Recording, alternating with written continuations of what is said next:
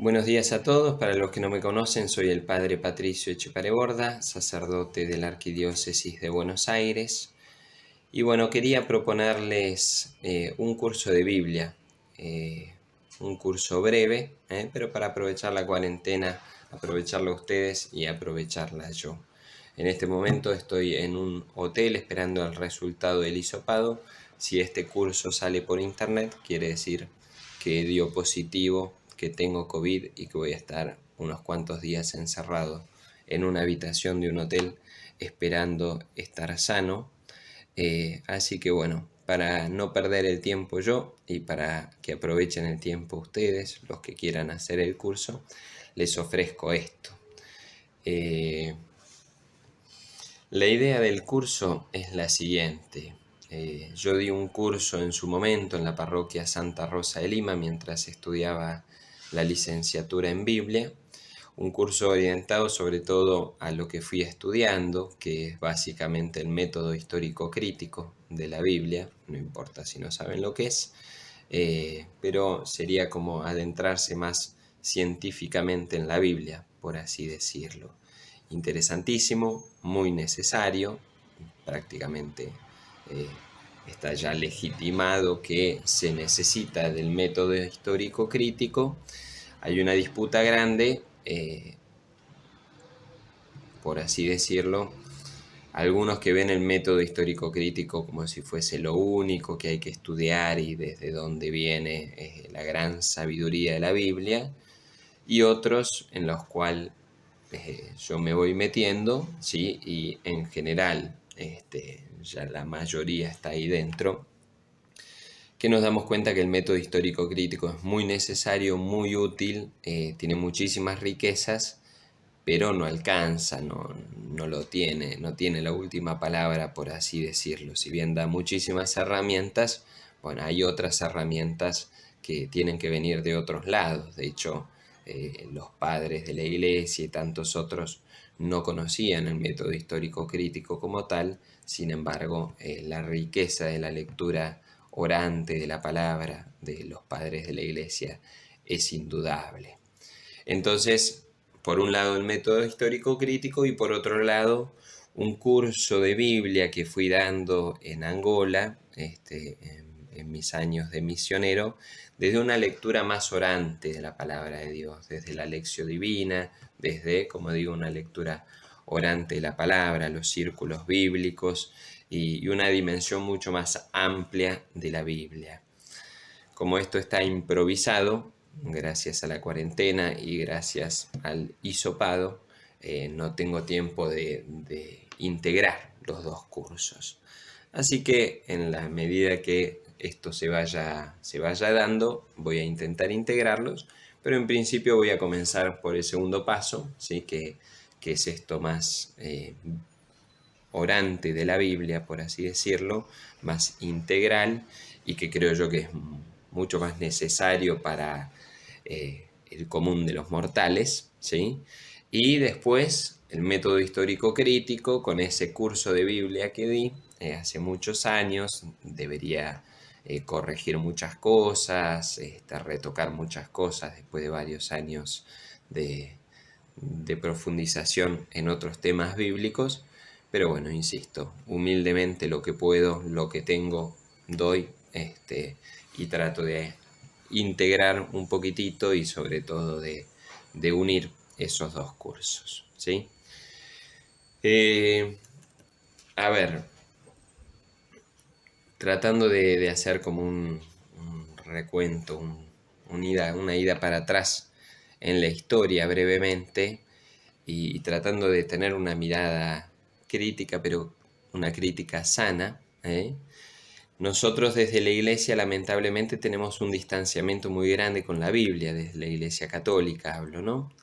Históricamente, cuando fue la Reforma Protestante, la Iglesia, para defenderse de esta reforma, lo que hizo fue alejar la Biblia de los fieles. Fue como encerrar la Biblia en el gueto de los sacerdotes, por así decirlo, solo nosotros tener un acceso y decir que solo nosotros somos capaces de leer y entender la Biblia, y así muchísimas personas, prácticamente toda la Iglesia Católica, se vio como alejada de la Biblia.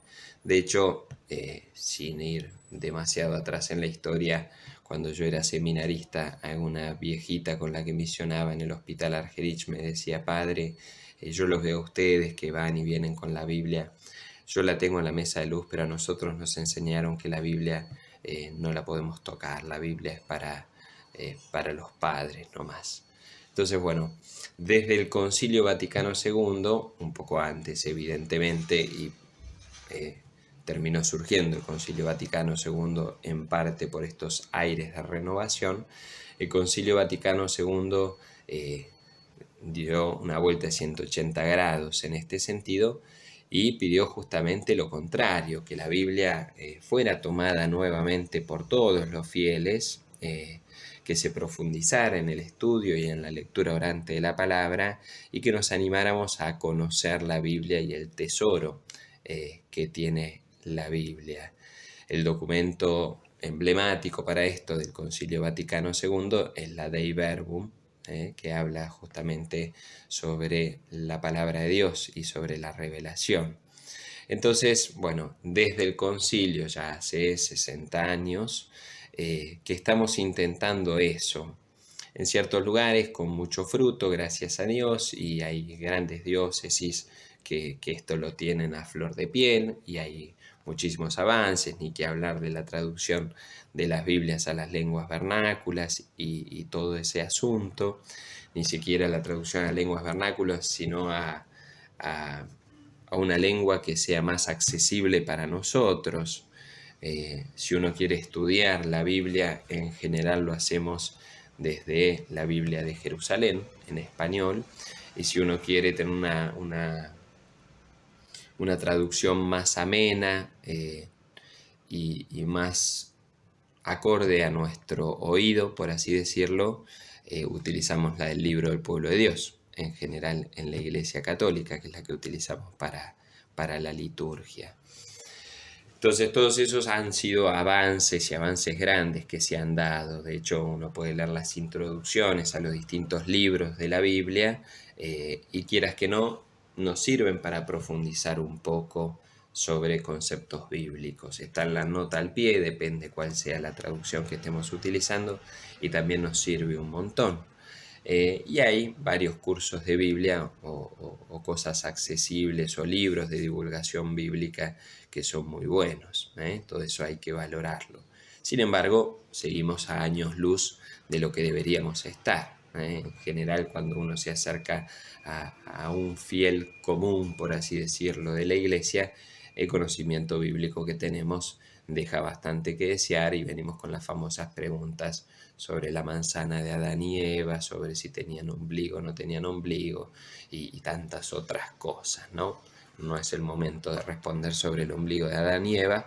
En algún momento del curso iremos metiéndonos en los géneros literarios y algo de eso. Pero por ahora me parece mejor, vamos a algo más amplio, más abarcativo, más integral y mucho más introductorio para este curso. Bueno, a ver, para comenzar entonces ya más en el tema.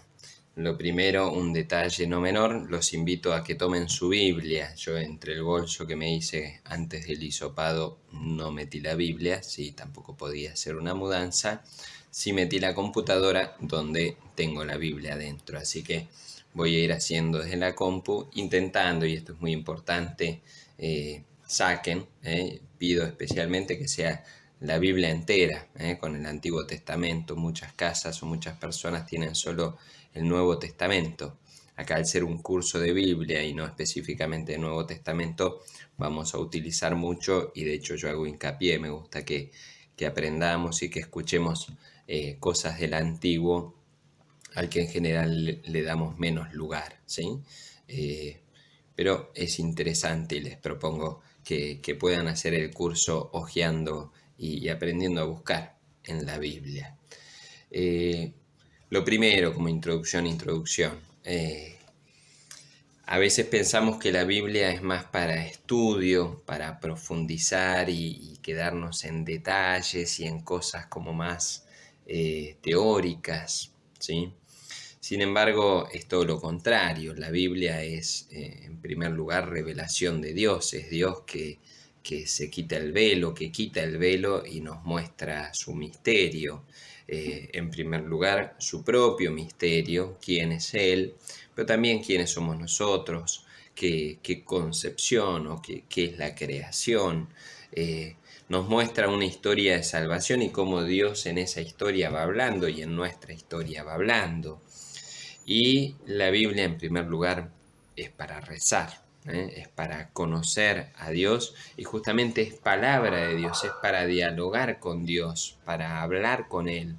Y es un diálogo, no es un monólogo, no es Dios que habla y uno simplemente tiene que escuchar y nada más, también, pero no solo, sino que es un diálogo. En la Biblia también, los salmos como suma expresión de eso si se quiere, pero toda la palabra de Dios también es un diálogo de fe, donde Dios habla y el hombre responde.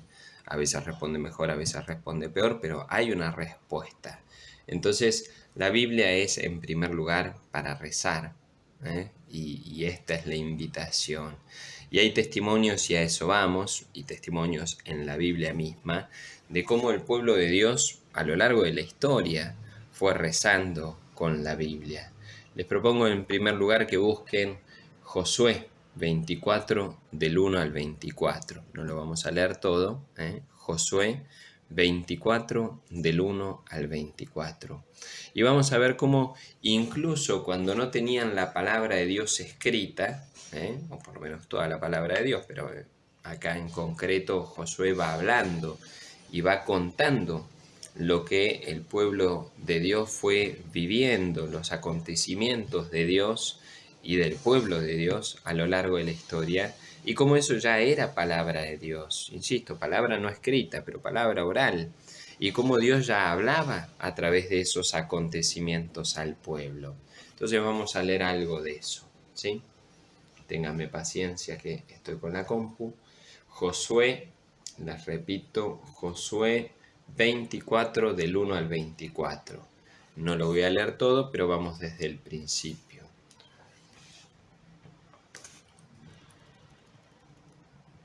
Josué reunió en Siquem a todas las tribus de Israel y convocó a los ancianos de Israel, a sus jefes, a sus jueces y a sus escribas. Y ellos se presentaron delante del Señor. Perdón, estoy leyendo del libro del pueblo de Dios, ¿sí? Si alguno no tiene esta traducción y quiere usar esta traducción, está en internet. Si uno googlea el libro del pueblo de Dios, le va a salir la página del Vaticano y es muy ágil para buscar los capítulos. Entonces, y ellos se presentaron delante del Señor. Entonces Josué dijo a todo el pueblo: así habla el Señor, el Dios de Israel. Sus antepasados, Teraj, el padre de Abraham, y Nahor, vivían desde tiempos antiguos al otro lado del río y servían a otros dioses. Pero yo tomé a Abraham, ¿sí?, el padre de Israel. Abraham, Isaac y Jacob son los tres patriarcas, los tres padres de Israel, ¿sí? ¿Se acuerdan que Jesús, y no solo Jesús, pero varios citan el Dios de nuestros padres, a Abraham, Isaac y Jacob? Bueno, Abraham es el primero de estos y ese es el que está aquí. Pero yo tomé a Abraham, el padre de ustedes, del otro lado del río, y le hice recorrer todo el país de Canaán. Multipliqué su descendencia y le di como hijo a Isaac. A Isaac lo hice padre de Jacob y de Esaú. Y ahí va contando, ¿sí?, como acontecimientos que fueron sucediendo a lo largo de la historia de la salvación. Puede que muchos los conozcamos, son acontecimientos importantes, tal vez algunas de estas cosas se nos escapan. Esperen que voy un poco más adelante, porque el pueblo, después de todo esto que va contando, el pueblo comienza a responder. Acá, versículo 19. Versículo 19, recuerden, capítulo es el número grande, cada libro, la Biblia está dividida en Antiguo y Nuevo Testamento, está dividida en libros dentro del Antiguo y del Nuevo Testamento, y cada libro en capítulos y en versículos. Solo hay, si no me equivoco, un solo libro que no llega a tener capítulos, pero todos los demás van a encontrar capítulos y versículos. En el versículo 19 continuamos con ese capítulo de Josué. Entonces Josué dijo al pueblo: ustedes no podrán servir al Señor porque Él es un Dios santo, un Dios celoso, que no soportará ni las rebeldías ni los pecados de ustedes. Si abandonan al Señor para servir a dioses extraños, Él a su vez los maltratará, los aniquilará, después de haberles hecho todo bien. Pero el pueblo respondió a Josué: no, nosotros serviremos al Señor. Como les decía, frente a lo que Dios va haciendo con el pueblo, con su historia, frente a la palabra de Dios anunciada por Josué, hay una respuesta. El pueblo responde: no, nosotros queremos ser fieles a Dios. Josué dijo al pueblo: son testigos contra ustedes mismos de que han elegido al Señor para servirlo. Somos testigos, respondieron ellos. Y después en el versículo 24 dice: el pueblo respondió a Josué: nosotros serviremos al Señor nuestro Dios y escucharemos su voz. Una palabra anunciada y una respuesta del pueblo de Dios. Recordemos, insisto, disculpen, que la palabra todavía no está escrita, no es que Josué está leyendo el libro de los reyes. Josué está contando, es un estadio donde la palabra todavía está oral. Sin embargo, esa palabra oral es palabra de Dios y lo toman como palabra de Dios. Y frente a esa palabra de Dios, que son los acontecimientos de Dios y de su pueblo, el pueblo responde y quiere ser fiel a Dios, ¿sí? Como les decía, lo que Dios va haciendo en nuestra historia y lo que fue haciendo en la historia de la salvación, suscita en nosotros, si rezamos esa palabra, si la escuchamos, pero no solo una escucha desde el estudio, desde el deshilachar la palabra de Dios solamente, sino desde el escuchar lo que Dios nos quiere decir a nosotros, desde ahí suscita en nosotros una respuesta. Entonces, esto como un primer testimonio bíblico de que la lectura, la palabra es escuchada, ¿sí? Mismo en ese estadio oral, es escuchada y suscita una respuesta de fidelidad, suscita una respuesta de adhesión a Dios. Vamos a Nehemías, Nehemías 8 del 1 al 4. Les doy un poco de tiempo para buscarlo. Nehemías 8 del 1 al 4. Dice así, acá sí ya estamos en un estadio donde la palabra está escrita. Todo el pueblo se reunió como un solo hombre en la plaza que está ante la puerta del agua. Entonces dijeron a Esdras, el escriba, que trajera el libro de la ley de Moisés, el libro de la ley de Moisés, que el Señor había dado a Israel. El sacerdote Esdras trajo la ley ante la asamblea, compuesta por los hombres, las mujeres y por todos los que podían entender lo que se leía. Era el primer día del séptimo mes. Luego, desde el alba hasta promediar el día, leyó el libro en la plaza que está ante la puerta del agua, en presencia de los hombres, de las mujeres y de todos los que podían entender. Y todo el pueblo seguía con atención la lectura del libro de la ley. Esdras el escriba estaba de pie sobre una tarima de madera que había hecho para esa ocasión, como nuestros púlpitos antiguos en la iglesia.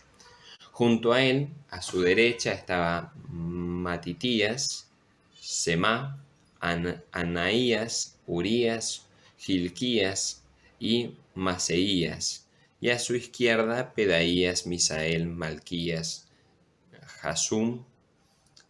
Esdras abrió el libro a la vista de todo el pueblo, porque estaba más alto que todos, y cuando lo abrió, todo el pueblo se puso de pie. ¿Sí? Ese todo el pueblo se puso de pie es lo mismo que nos pasa a nosotros en la misa. Desde el cuerpo también expresan ciertas cosas que van pasando en el interior. Que nos pongamos de pie frente al Evangelio implica que en el Evangelio estamos, por así decirlo, frente a palabras mayores. Es Jesús, en la vida de Jesús es Dios encarnado el que se nos está presentando en su palabra. Insisto, a través del cuerpo y los gestos corporales van expresando una adhesión, una actitud frente a la palabra de Dios. Y ahora el versículo 6. Esdras bendijo al Señor, el Dios grande, y todo el pueblo levantando la mano respondió, amén, amén. Luego se inclinaron y se postraron delante del Señor con el rostro en tierra. Hasta ahí el libro de Josué. Pero podemos ver, insisto, en los dos casos, ¿sí?, cómo hay un diálogo y un diálogo orante entre Dios y su pueblo. Dios a través de Josué, Dios a través de Esdras. Pero en los dos, a la palabra de Dios profesada, proclamada, el pueblo adhiere desde la fe y desde una lectura, insisto, no erudita, sino desde una lectura creyente. Bueno, aprovecho los cortes de la cámara para hacer cambios de foco, es lo único que puedo hacer para hacerlo un poco más interactivo, ¿sí? Si después logro editarlo o no, le pongo las citas o algo así, pero no prometo nada, no soy el mejor con la tecnología. Estábamos con los profetas y decíamos que los profetas justamente son expertos en esto de la palabra de Dios y son expertos en poder mostrar, hacer escuchar al pueblo en primer lugar, ¿no? Escuchar ellos y hacer escuchar al pueblo la palabra de Dios. Y después mostrar cómo Dios va obrando a lo largo de la historia y aprender a ver y a escuchar esa obra de Dios a lo largo de la historia, que también es la palabra de Dios que se va ejecutando, se va haciendo carne en cierta manera en la historia del pueblo, ¿sí? Les leo algunas citas lindas y que ayudan a entender esto de la mirada sabia, de la mirada profética y de la mirada como profunda y honda y orante de la palabra y de el obrar de Dios en la historia. Deuteronomio 18:18 dice, por eso suscitaré entre sus hermanos un profeta semejante a ti.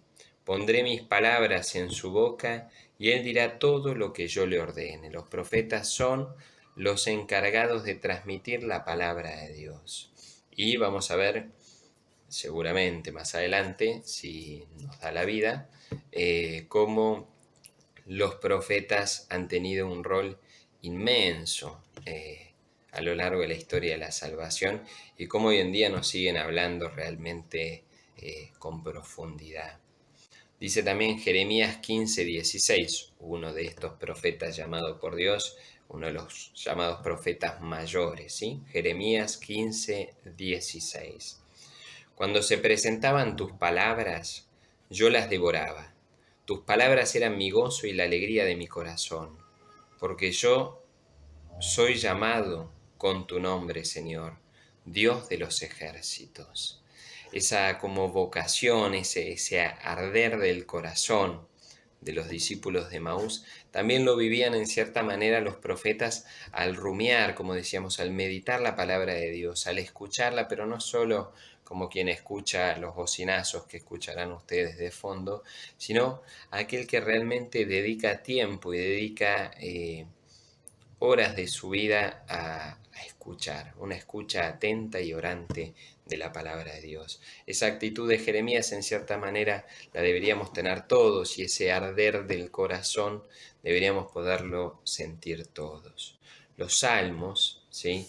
Hay citas muy lindas de los salmos que a veces nos parecen así como en volantes, que no nos llegan a hacer arder el corazón. Hay citas muy muy lindas. El Salmo primero, los versículos del 1 al 3, dice así: Feliz el hombre que no sigue el consejo de los malvados, ni se detiene en el camino de los pecadores, ni se sienta en la reunión de los impíos, sino que se complace en la ley del Señor, la palabra de Dios, y la medita de día y de noche. La ley del Señor sería el hilando fino, ¿no? El Pentateuco, los cinco primeros libros, pero tomémoslo en sentido amplio como la palabra de Dios. Él es aquel que escucha y medita día y de noche la palabra de Dios. Él es como un árbol plantado al borde de las aguas, que produce fruto a su debido tiempo y cuyas hojas nunca se marchitan. Todo lo que haga le saldrá bien. Tiene esa noción como sapiencial, ¿eh?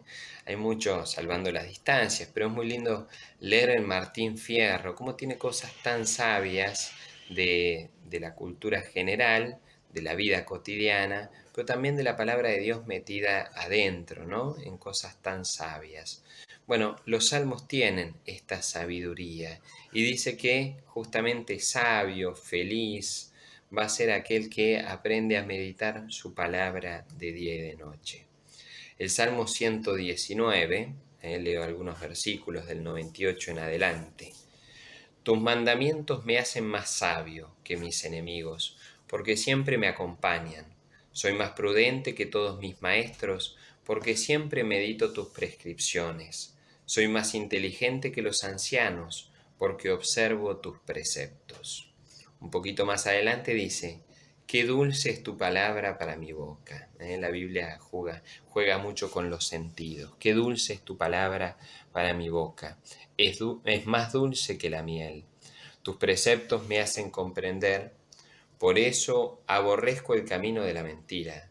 Tu palabra es una lámpara para mis pasos y una luz en mis caminos. Hice un juramento y lo sostengo, de cumplir tus justas decisiones. Repito, Salmo 119, del versículo 98 al 106. Y después, último salmo, Salmo 119 también, versículos ya más adelante, 172 a 176. Que mi lengua se haga eco de tu promesa, porque todos tus mandamientos son justos. Que tu mano venga en mi ayuda, porque yo elegí tus preceptos. Yo ansío tu salvación, Señor, y tu ley es toda mi alegría. Acá vemos, insisto, con esta idea. A veces pensamos que la Biblia es solo para estudiarla.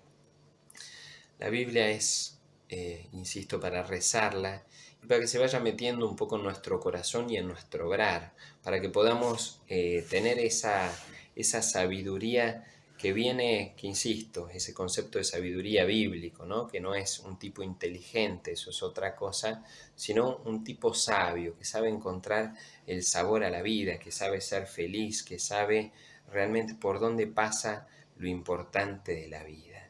Después, justamente, hablando de sabiduría, en los libros sapienciales hay alguna cita, y con esto termino. El Eclesiástico dice, Sirásida 1.5, dice, el manantial de la sabiduría es la palabra de Dios en las alturas, y sus canales son los mandamientos eternos.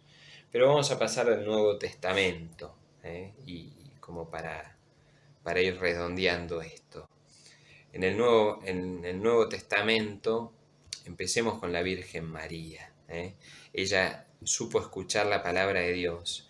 Y cada 2 por 3 dice, María conservaba estas cosas y las meditaba en su corazón. Lo pueden encontrar en Lucas 2.19. María guardaba estas cosas y las meditaba en su corazón. Por ejemplo, cuando habla de lo que decían los pastores, en el nacimiento de Jesús vinieron los pastores y hablaron de todo lo que les había anunciado el ángel, y María conservaba estas cosas en su corazón y las meditaba. Y después más adelante, cuando Jesús se pierde en el templo y le dice, ¿no saben acaso que yo debo ocuparme las cosas de mi Padre? También, si no me equivoco, aparece esta cita. María guardaba estas cosas, no entendía, pero las guardaba y las meditaba en su corazón. Que podamos también nosotros guardar y meditar lo que Dios va diciendo, su palabra, y lo que Dios va haciendo en nuestras vidas y en la historia, ¿sí? La pandemia podría entrar en esto, meditando en el corazón cuál es el obrar de Dios.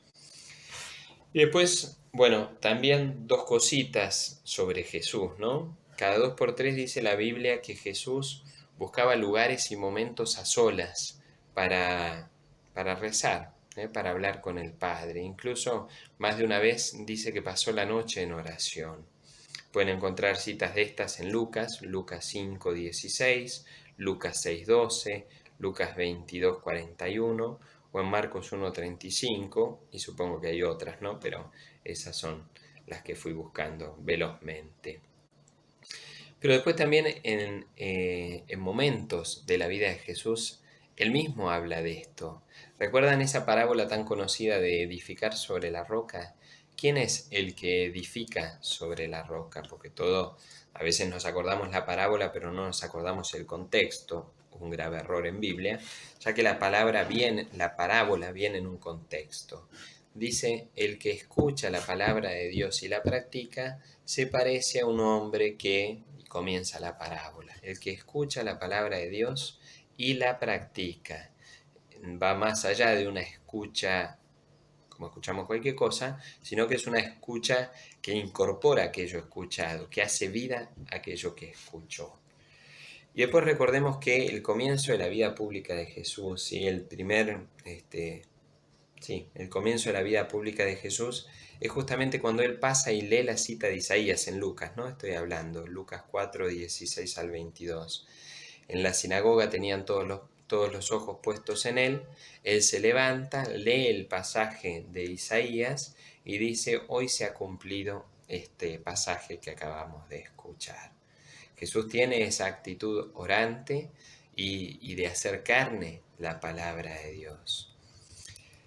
Y ahora en el comienzo de la iglesia, voy prometiendo que ya termino, paciencia, ya llegamos, por lo menos a esta primera etapa. En el comienzo de la iglesia, Hechos 2:42, dice así, y esto es muy lindo y nos sirve también, recordemos que nosotros somos esa iglesia. Todos se reunían asiduamente para escuchar la enseñanza de los apóstoles, participar en la vida común y en la fracción del pan y en las oraciones. Vieron que a veces decimos, yo creo, Padre, en Dios, pero no en la iglesia. Bueno, este texto es un buen tirón de orejas.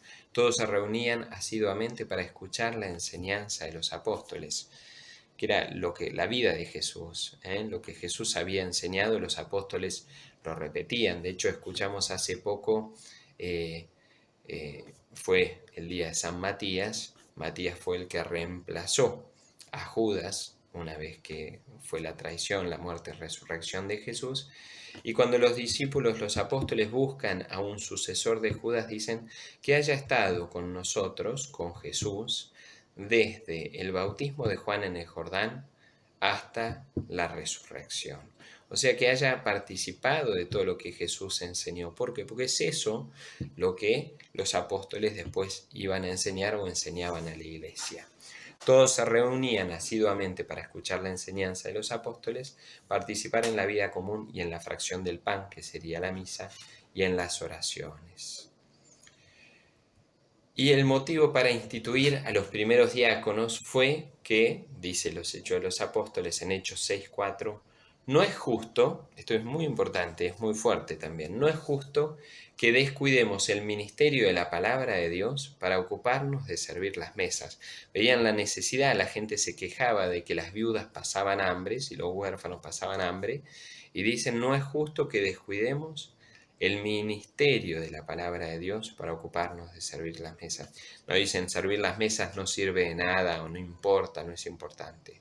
Pero ojo que no podemos descuidar el servicio de la palabra de Dios. Es muy importante. Y de hecho instituyen los diáconos para poder servir la mesa, eso es diácono, servidor, y ellos poder dedicarse a el ministerio de la palabra. Y finalmente,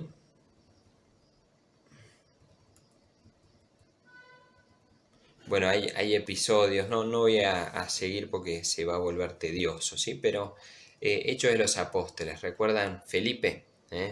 Cuando se acerca al etíope, al eunuco, y estaba escuchando el eunuco Isaías, estaba leyendo el texto de Isaías, y Felipe le dice, ¿entiendes esto? ¿Cómo lo voy a entender? Le contesta el eunuco si nadie me lo explica.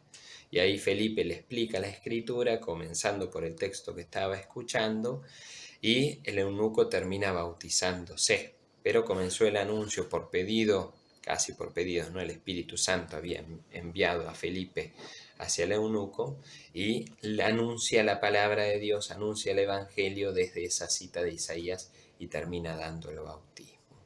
Y después si quieren ver, sí, en las cartas paulinas especialmente, pero en las cartas aparece mucho esto de meditar la palabra de Dios. 2 Timoteo 3:14 al 17, Pablo exhorta a Timoteo: recuerda que desde la niñez conoces las sagradas escrituras, ellas pueden darte sabiduría que conduce a la salvación mediante la fe en Cristo Jesús.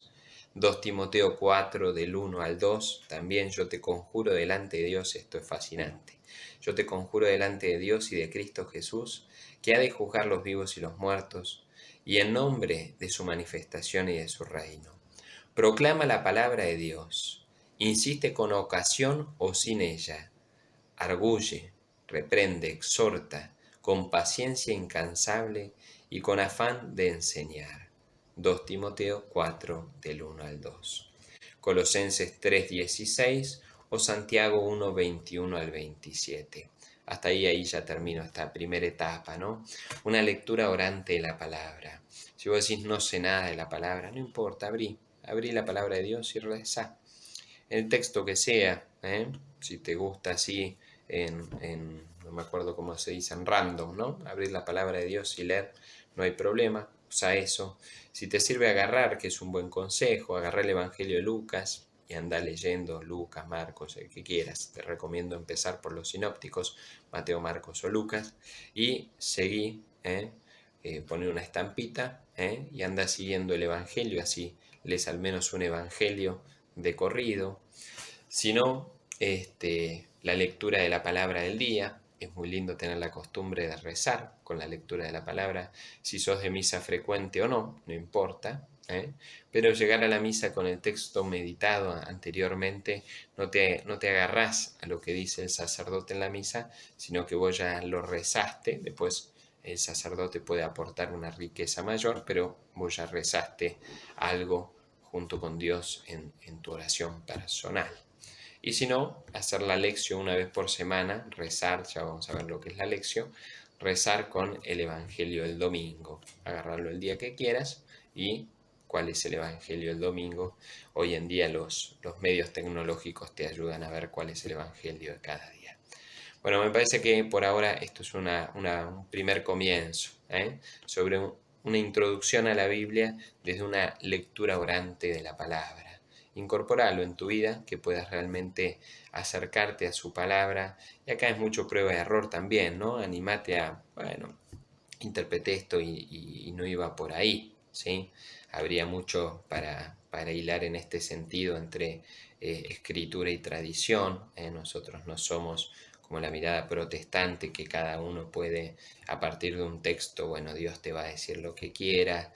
Sí, Dios te va a decir lo que quiera, no hay duda, pero hay una tradición, ¿no? que va leyendo un texto de una determinada manera. Pero reza la Biblia y anímate a escuchar lo que Dios quiere decirte. Que el Señor te bendiga y que puedas profundizar en el gusto, en ese sabor que decía Jeremías, en ese arder del corazón de su palabra.